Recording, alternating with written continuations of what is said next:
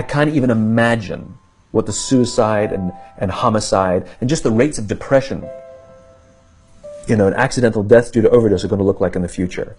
It's going to reach epidemic proportions. It's already, the statistics are already alarming, and yet nobody's sounding any alarm bells.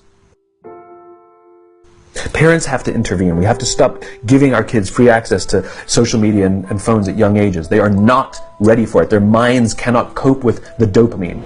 They can only have it up to a certain hour, and you take it away. They're children. You can take the phone away.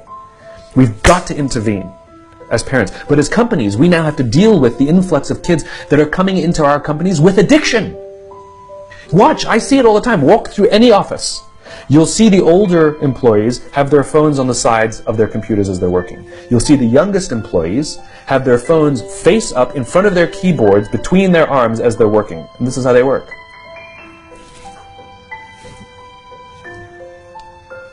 And the science is alarming. They did experiments on mice where they did the multitasking. They put flashing lights to mimic going from the computer to the cell phone, the computer to the cell phone to the TV. The mice that were exposed to the changing lights, it took them 3 times longer to solve a maze than the mice that weren't, and the damage was permanent. There is a subconscious reaction to these devices when we use them, okay? What if I were to hold my phone while I'm talking to you? I'm not checking it, it's not buzzing, it's not beeping, I'm nothing, I'm just holding it. Do you feel at this moment that you are the most important thing to me right now? No, you do not. Because there is a subconscious reaction we have to the device. When it is out, it makes the people around us feel that they are less important. So when we're walking down the halls in our offices and somebody says, hey boss, can I ask you a question? You go, sure, what's on your mind? We've just told them they're not that important. Or we can go, sure, what's on your mind? And if you don't have a pocket, find a shelf, put it on the shelf, come back and say, sure, what's on your mind?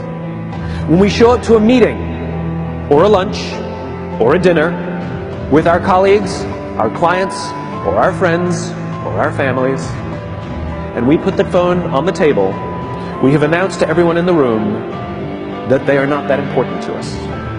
And by the way, putting the phone upside down is not more polite. My favorite one is when the meeting or at a lunch with someone, that the phone will ring and the caller ID will pop up and they will go, I'm not going to get it. Oh, so magnanimous! Oh, lucky to eat with you today.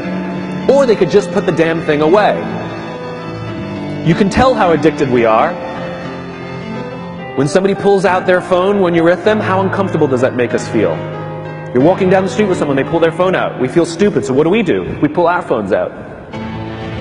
We're so addicted. Somebody goes to the bathroom when we're at dinner, and what do we have to sit there by ourselves? God forbid we should look around the room for 5 minutes. We pull our phones out. Meetings. Awful. What do we do when a meeting happens, right? Everybody's sitting waiting for the meeting to start. Bob's running a few minutes late. Bob's here? Okay, start the meeting.